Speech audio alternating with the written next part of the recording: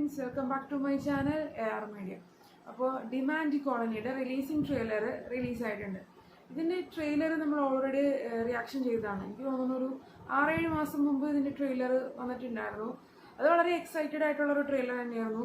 ഇതിൻ്റെ first demand colony first തന്നെ ഭയങ്കര പേടിപ്പെടുത്തുന്ന ഒരു സിനിമ തന്നെയാണ്. കണ്ടവർക്കറിയാം. അത് മാത്രമല്ല, ഒരുപാട് ഫാൻ ബേസ് ഉള്ളൊരു മൂവി തന്നെയാണ് ഡിമാൻഡ് കോളനി. അപ്പോൾ അതിൻ്റെ റിലീസിങ് ഡേറ്റ് അവർ പുറത്തുവിട്ടിട്ടുണ്ട്. നമുക്ക് ആദ്യം ആ ഒരു റിലീസിങ് ട്രെയിലർ ഒന്ന് കണ്ടു നോക്കാം.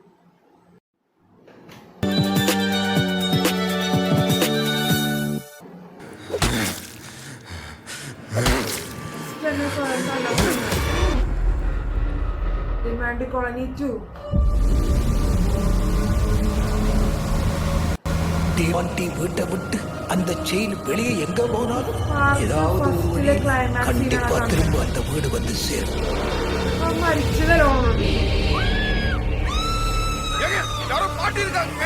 பார்த்திபன், லைன்ல வாங்க. என்ன சத்தம்ங்க? உள்ள யாரோ இருக்காங்க. சொன்ன கேளு, போகாதே. இது நம்மள உள்ள வர வைக்கிறதுக்கான சாப்பா கூட இருக்கலாம். எது நடக்க கூடாதுன்னு நினைச்சோம், அது இப்போ நடக்க போகுது.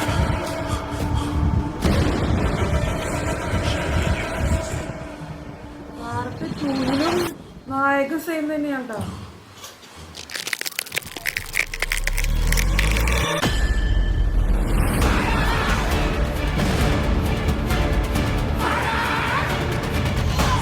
அந்த செயின் டிமாண்டி விட்டு வெளியே வந்துடுச்சு.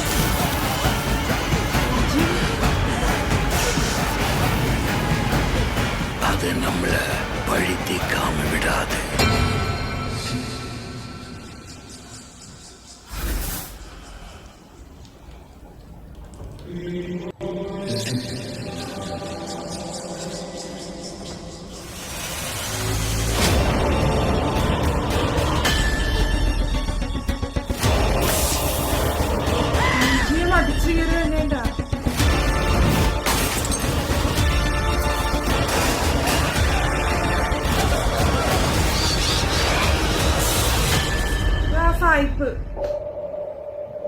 Why are we wandering?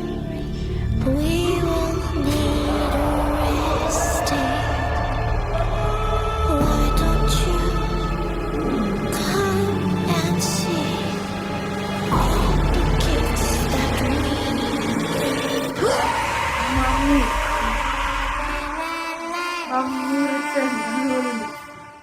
August 15th.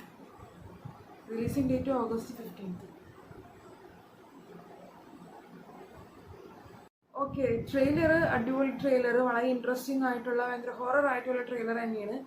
അതിൽ ട്രെയിലറിൽ ആദ്യത്തെ പാട്ട് ഫസ്റ്റിലെ ക്ലൈമാക്സിങ് കാണിക്കുന്നുണ്ട്. അപ്പം അത് വെച്ചിട്ട് ഞാൻ പറയുകയാണെങ്കിൽ അതിൽ ഓൾറെഡി അതിലുള്ള ആൾക്കാരൊക്കെ മരിക്കുന്നുണ്ട്.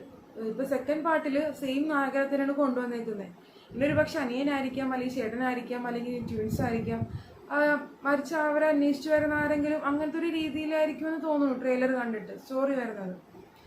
പിന്നെ VFX വരുന്നുണ്ട്. VFX വരുന്നതിൽ എത്രത്തോളം ക്വാളിറ്റി ഉണ്ടെന്ന് നമുക്ക് തിയേറ്ററിൽ കണ്ടാലേ മനസ്സിലാവുള്ളൂ.